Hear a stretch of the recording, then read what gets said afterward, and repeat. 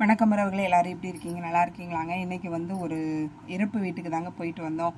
உண்மையிலே சொல்கிறேன், மனிதர்களுடைய வாழ்க்கையில் இறப்பு அப்படிங்கிறது எல்லாருடைய வாழ்க்கையிலுமே இருக்கும். பிறப்பு அப்படின்னு ஒன்று இருந்தால் இறப்பு அப்படிங்கிறது ஒன்று கண்டிப்பாக இருக்குங்க. அந்த நிகழ்வை பற்றி தான் நான் இன்னைக்கு உங்ககிட்ட பேச போகிறேன். வாங்க வீடியோக்குள்ளே போகலாம். வணக்கம் உறவுகளே, எல்லாரும் எப்படி இருக்கீங்க? நல்லா இருக்கீங்களா? நீங்கள் இப்போ தான் ஃபஸ்ட் டைம் நம்ம சேனல் பார்க்குறீங்க அப்படின்னா ஃபஸ்ட்டு நம்ம சேனலை சப்ஸ்கிரைப் பண்ணிடுங்க. நம்மளோட வீடியோக்கு ஒரு லைக் பட்டன் ஒன்றும் கொடுத்துருங்க. என்ன அப்படின்னா, இறந்தவங்க ஒரு வயதானவங்க தாங்க. அவங்க கொள்ளுப்பேரன் முதற்கொண்டு எடுத்துட்டாங்க. இருந்தாலும் அவங்க இறந்த வீட்டுக்கு நம்ம போகும்போது அவங்களுடைய மகன், மருமகள், பேரப்பிள்ளைங்க இவங்கெல்லாம் அழுகும்போது கண்ணீர் வராத அந்த கண்கள் கூட நம்ம கண்ணில் இருந்து கண்ணீர் வந்துருங்க. மனிதனாய் பிறந்த நம்ம இறக்கும்போது என்னத்தை கொண்டு போகிறோம் அப்படின்னு கேட்டிங்க அப்படின்னா எதுவுமே கிடையாதுங்க. நம்ம எப்படி இந்த உலகத்தில் ஒன்றுமில்லாமல் பிறந்தமோ அதே மாதிரி ஒன்றுமில்லாமல் தான் இந்த உலகத்தை விட்டும் போகிறோம்.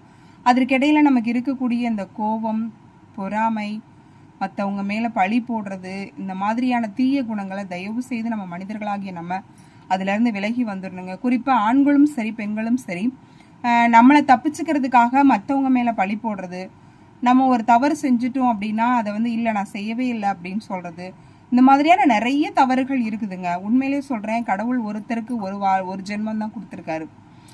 நம்ம இந்துக்கள் மதத்துல 7 ஜென்மம் இருக்குன்னு சொல்றாங்க. ஆனா நம்ம வாழக்கூடிய வாழ்க்கை சிறப்பா வாழணும் அப்படின்னா நம்ம பிறந்தது முதல், அதாவது சின்ன பிள்ளையில நம்மளுக்கு விவரம் தெரியாது, நம்ம வளர்ந்ததுக்கு அப்புறம் ஓரளவு விவரம் தெரியும்.